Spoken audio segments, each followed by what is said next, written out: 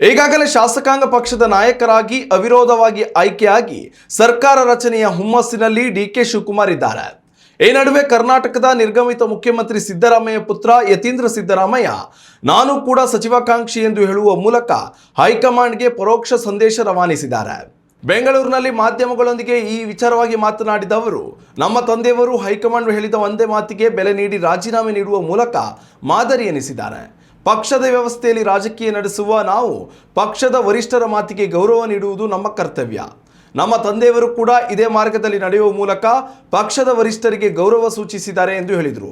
ಅಲ್ಲದೆ ರಾಜೀನಾಮೆ ಕೇಳಿದ ಸಂದರ್ಭದಲ್ಲಿ ಸಿದ್ದರಾಮಯ್ಯನವರು ಹೈಕಮಾಂಡ್ ಎದುರು ಏನಾದರೂ ಬೇಡಿಕೆ ಇಟ್ಟಿದ್ದಾರೆ ಎಂಬ ಮಾಧ್ಯಮಗಳ ಪ್ರಶ್ನೆಗೂ ಇದೇ ವೇಳೆ ಉತ್ತರಿಸಿದ ಯತೀಂದ್ರ ಸಿದ್ದರಾಮಯ್ಯ, ನಮ್ಮ ತಂದೆಯವರು ಹೈಕಮಾಂಡ್ ಎದುರು ಯಾವುದೇ ಬೇಡಿಕೆಯನ್ನು ಇಟ್ಟಿಲ್ಲ. ಆದರೆ ಹೈಕಮಾಂಡ್ ನಾಯಕರು ಸಿದ್ದರಾಮಯ್ಯ ಅವರಿಗೆ ರಾಷ್ಟ್ರ ರಾಜಕಾರಣಕ್ಕೆ ಬರುವಂತೆ ಆಹ್ವಾನಿಸಿದ್ದರು. ಮಾತ್ರವಲ್ಲದೆ ನಿಮ್ಮ ಪುತ್ರನಿಗೆ ಉತ್ತಮ ಸ್ಥಾನಮಾನ ನೀಡುವುದಾಗಿಯೂ ಅವರ ಮುಂದಿನ ರಾಜಕೀಯ ಜೀವನಕ್ಕೆ ಪೂರಕ ವಾತಾವರಣ ಕಲ್ಪಿಸಿಕೊಡುವುದಾಗಿ ಹೇಳಿದ್ದಾರೆ ಎಂಬ ವಿಚಾರವನ್ನು ಬಹಿರಂಗಪಡಿಸಿದ್ದಾರೆ. ಇದೇ ವೇಳೆ ನೀವು ಸಚಿವ ಸ್ಥಾನದ ಆಕಾಂಕ್ಷಿಯೇ ಎಂಬ ಪ್ರಶ್ನೆಗೆ ಹೌದು ಎಂದು ಉತ್ತರಿಸಿದ ಯತೀಂದ್ರ ಸಿದ್ದರಾಮಯ್ಯ, ನಾನು ಮಂತ್ರಿ ಸ್ಥಾನಕ್ಕೆ ಆಕಾಂಕ್ಷಿಯಾಗಿದ್ದೇನೆ ಎಂದು ಹೇಳುವ ಮೂಲಕ ಹೈಕಮಾಂಡ್ ನಾಯಕರಿಗೆ ಹಾಗೂ ಶಾಸಕಾಂಗ ಪಕ್ಷದ ನಾಯಕ ಡಿಕೆ ಶಿವಕುಮಾರ್ಗೆ ಬಹಿರಂಗ ಸಂದೇಶವನ್ನು ರವಾನಿಸಿದ್ದಾರೆ. ಮೂಲಗಳ ಪ್ರಕಾರ ಯತೀಂದ್ರ ಸಿದ್ದರಾಮಯ್ಯರಿಗೆ ಸಂಪುಟದಲ್ಲಿ ಸ್ಥಾನ ನೀಡಲಾಗಿದೆ ಎಂದು ಹೇಳಲಾಗ್ತಾ ಇದ್ದು, ಎಲ್ಲ ಕುತೂಹಲಗಳಿಗೆ ಜೂನ್ 3ರಂದು ತೆರೆ ಬೀಳಲಿದೆ.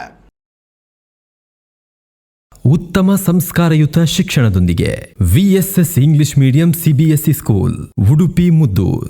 ನರ್ಸರಿಯಿಂದ 10ನೇ ತರಗತಿವರೆಗೆ ಶಿಕ್ಷಣದ ಜೊತೆಗೆ 5ರಿಂದ 10ನೇ ತರಗತಿವರೆಗಿನ ವಿದ್ಯಾರ್ಥಿನಿಯರಿಗೆ ಉತ್ತಮ ಹಾಸ್ಟೆಲ್ ಸೌಲಭ್ಯವೂ ಇದೆ.